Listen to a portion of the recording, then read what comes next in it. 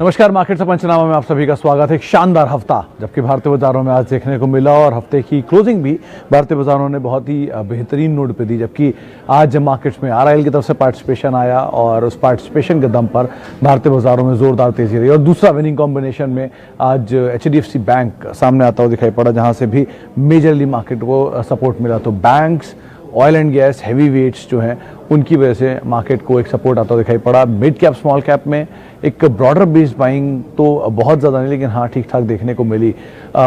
Selective pockets थे जिसमें आज भी कामकाज हो रहा था और वहाँ पर कुछ हद तक सपोर्ट आता हुआ दिखाई पड़ रहा था। लेकिन ओवरऑल मार्केट के लिए जो तेज़ी का रुख है, तेज़ी का मूड है, वो लगातार बना हुआ है। अंतर्राष्ट्रीय बाज़ारों के संकेत भले ही इतने अच्छे नहीं थे, लेकिन उसके बावजूद भी भारतीय बाज़ारों से जो मोमेंटम मार्केट ने गैदर कर रखा है वो लगातार बना हुआ है। जानकार मान भी रहे हैं कि शायद दिवाली से पहले तक आते आते बाज़ारों में नए हाइज बनते हुए भी दिखाई पड़े। बहुत दूर नहीं, लेकिन हाँ 200-250 अंकों के आसपास का फासला अभी भी अपने ऑल टाइम हाइज के आसपास मार्केट्स में देखने को मिल रहा है। तो selective pockets, specially cement space, selective pharma, mid caps जहाँ पर कुछ हद तक बाइंग थी, लेकिन बैंक्स और oil and gas, heavy weights जो कि मार्केट को तेज़ी प्रोवाइड करा रहे हैं।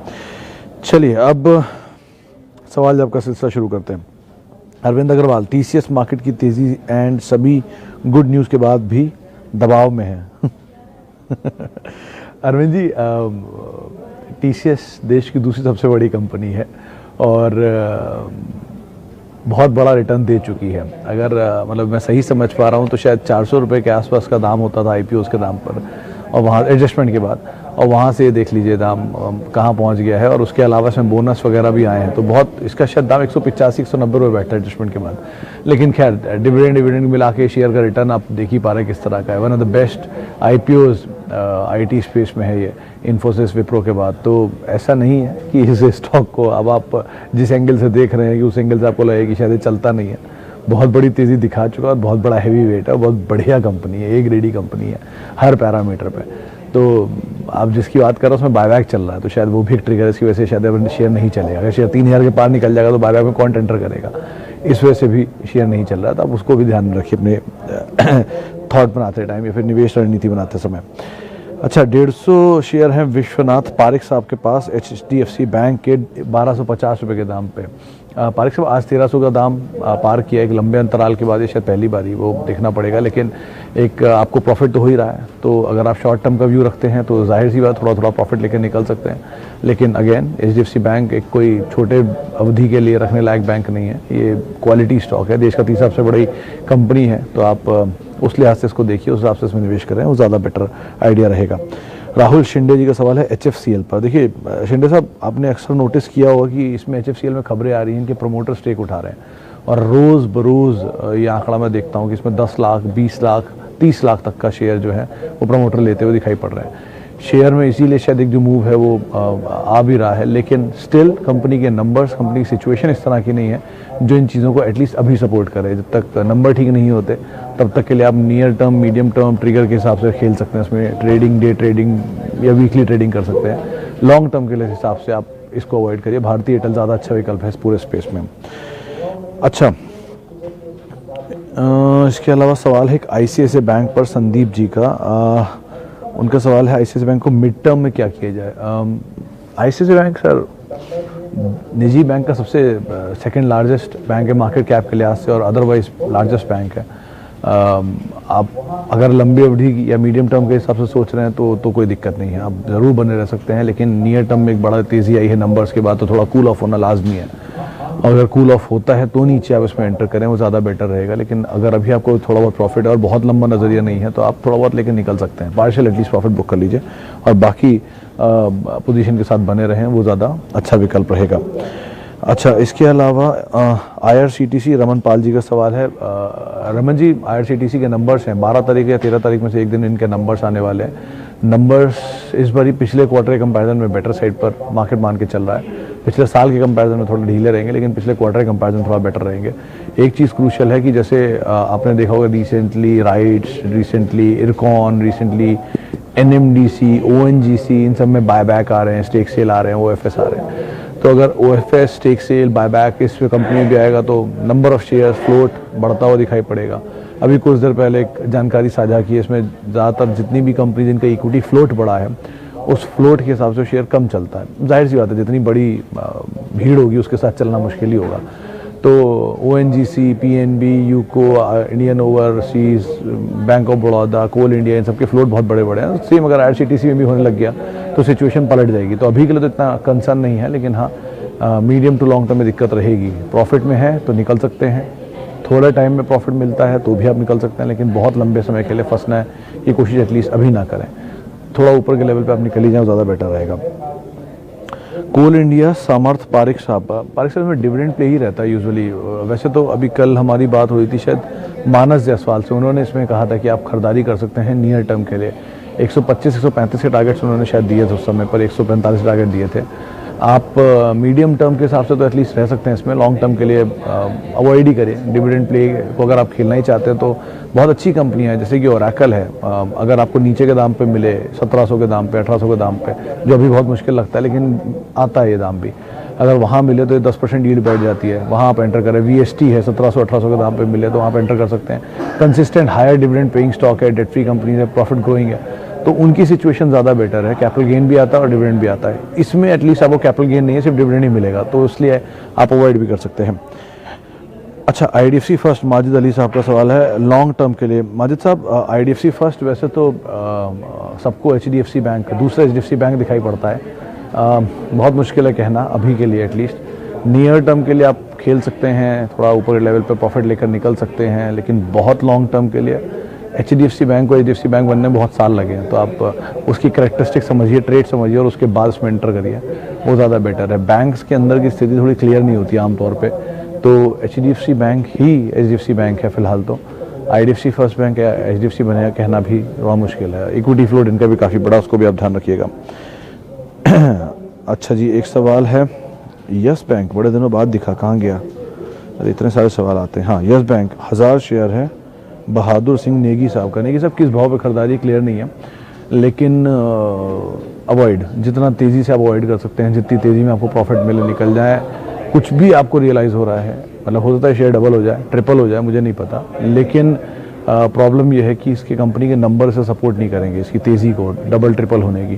तो अगर नंबर सही आते हैं, कंसिस्टेंट प्रॉफिट बनाती है, ग्रो हो रहे हैं प्रॉफिट, तो आप बने रहिए, कोई दो राय नहीं है। लेकिन अगर ऐसा नहीं हो रहा है तो आप तेज़ी में निकल जाएं, वही ज़्यादा बेहतर ऑप्शन आपके लिए रहेगा।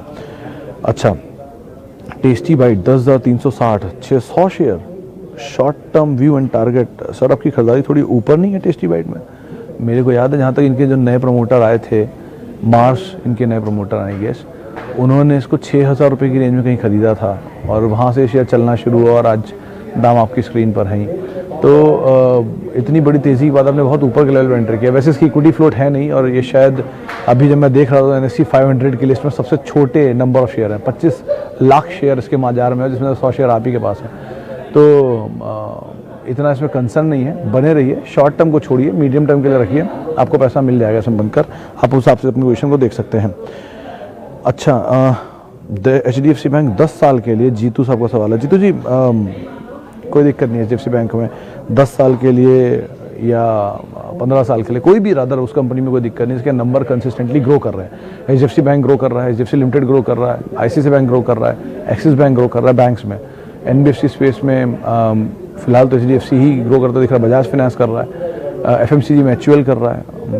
ITC को थोड़ा छोड़ सकते हैं, वो अच्छी कंपनी तो है लेकिन अच्छा स्टॉक नहीं है, तो उस हिसाब से उसको अवॉइड कर सकते हैं। रिलायंस ग्रो कर रहा है, TCS ग्रो कर रहा है, तो इस तरह की कंपनी पकड़िए जिनमें खोने के लिए बहुत कुछ नहीं है।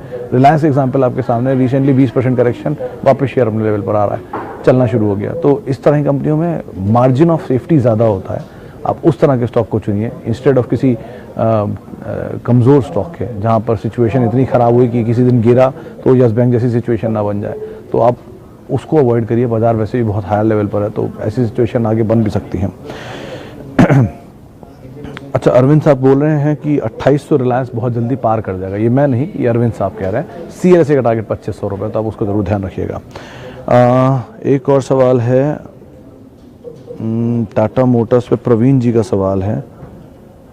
टाटा मोटर्स पे व्यू 220 रुपये का बहाव CLSA की एक रिपोर्ट में आया था। उन्होंने अपने टारगेट्स को इस नंबर के बाद भी चेंज नहीं किया।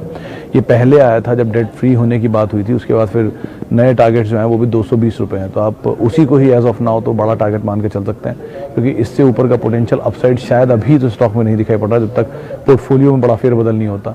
डेट बहुत है, तो आप इन 2-3 चीज़ों को ध्यान रखें। ऑटो में ज़्यादा अच्छा विकल्प अगर आप ढूंढ रहे हैं तो नीचे के लेवल पे मिले ज़्यादा बेटर है। अभी तो बहुत भागे हुए शेयर है, अभी के दाम पे शायद ही ऐसा कोई शेयर है जो कि इस तरह के वैल्यू पे अभी दिखाई पड़ रहा है। तो बेटर है कि नीचे मिले तो लें आप। अभी टाटा मोटर में तेज़ी मिल रही है, प्रॉफिट आ रहा है, तो आप लेकर निकल सकते हैं। लेकिन CLSA की जो रिपोर्ट है वो 220 रुपये के टारगेट्स देख रही है।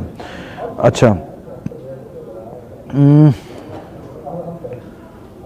SBI को लेकर सिंह अमर पूछ रहे हैं कि बाय और वेट। सर SBI में नंबर्स आ गए, नंबर्स के बाद अच्छे अपग्रेड भी आए हैं। 240 रुपये का टारगेट कल ही किसी ने दिया था, शायद मानस जी ने ही दिया था। 240 रुपये का ये शेयर जा सकता है। ऑलरेडी बैंकिंग नए हाइस के आसपास है। अगर एक झटका नीचे मिले, कोई भी फेरबदल हो, रिसेंटली फॉल्स आए, तो आप इस तरह के स्टॉक में एंटर कर सकते हैं। लेकिन फिलहाल के लिए तो एटलीस्ट अभी आप अवॉइड ही करें। बहुत बड़ी तेज़ी इसने हाल में दिखाई है नंबर्स के बाद। तो अगर ऊपर के लेवल से गिरावट आती है तो एक ज़्यादा अच्छा विकल्प आपके लिए हो सकता है। अच्छा, और कौन कौन सवाल लूँ, इतने सारे तो आ रहे हैं। शुभांकर राज का सवाल है, स्पाइस जेट 50 शेयर अवॉइड और होल्ड। हाँ सर, अगर लंबी अवधि का नज़रिया है तो अवॉइड, मीडियम टर्म का नज़रिया है तो भी अवॉइड ही हो सकता है। लेकिन हाँ, शॉर्ट टर्म प्ले करने के लिए या मोमेंटम चेज करने के लिए आप ज़रूर खरीद सकते हैं। अवॉइड इसलिए बोल रहा हूँ कि कॉस्ट ज़्यादा है, डेट ज़्यादा है, इनकी रेंटल कॉस्ट थोड़ी ज़्यादा है। मार्केट शेयर सेकंड नंबर पर है, और इंडिगो की सिचुएशन अच्छी है लेकिन उसकी भी कॉस्ट बहुत ज़्यादा है। प्रॉफिट अभी तक आया नहीं है, सीक्वेंशियल बेसिस पे भी लॉस है। सिचुएशन बेटर हो रही है, जब तक पूरे एविएशन की सिचुएशन ठीक नहीं होती तब तक अवॉइड ही कर सकते हैं, अदरवाइज आप इसमें एंटर कर सकते हैं। अच्छा, एक सवाल और लेता हूँ क्योंकि अब समय का थोड़ा अभाव है। हैप्पीएस्ट माइंड संदीप चुग साहब पूछ रहे हैं कि खरीदना चाहिए कि नहीं। चुग साहब, हैप्पीएस्ट माइंड कंपनी अच्छी है, नंबर अच्छे आए थे। अभी क्वार्टरली जो नंबर आए फ्लैट आए थे, सीक्वेंशियल बेसिस पे नंबर्स ठीक ठाक थे, वाई बेसिस पे नंबर थोड़े ढीले थे, लेकिन अदरवाइज प्रोमोटर स्ट्रॉन्ग है, नंबर अच्छे हैं, प्रोडक्ट बेटर है इनका। तो आप एटलीस्ट होल्ड कर सकते हैं। नया लेना चाहते हैं तो हाँ खरीदारी कर सकते हैं, लेकिन नज़रिया थोड़ा बढ़ाएंगे तभी कुछ रिवॉर्ड आएगा, वरना इसमें रिवॉर्ड की उम्मीद कम है। तो आप लंबी अवधि का नज़रिया रख के इसमें अपनी पोजीशन ले सकते हैं, कोई दिक्कत नहीं है। चलिए, आखिरी सवाल था, अब माफ़ी चाहेंगे क्योंकि समय का थोड़ा अभाव है। प्रोड्यूसर साहब मुझे ये बोल रहे हैं कि वाइंड अप करें, और बहुत बहुत शुक्रिया उन सभी लोगों का जिनसे हमने बातचीत की और जिनसे हम बातचीत नहीं कर पाए, उनसे हम माफ़ी चाहेंगे। आप मेरे साथ जुड़ सकते हैं @सुमित रिसर्च मेरा ट्विटर हैंडल है, और आप सभी को वीकेंड की बहुत बहुत शुभकामनाएं। नमस्कार फ्रेंड्स, मिलते हैं अगले वीडियो के अंदर, जब तक के लिए गुड बाय।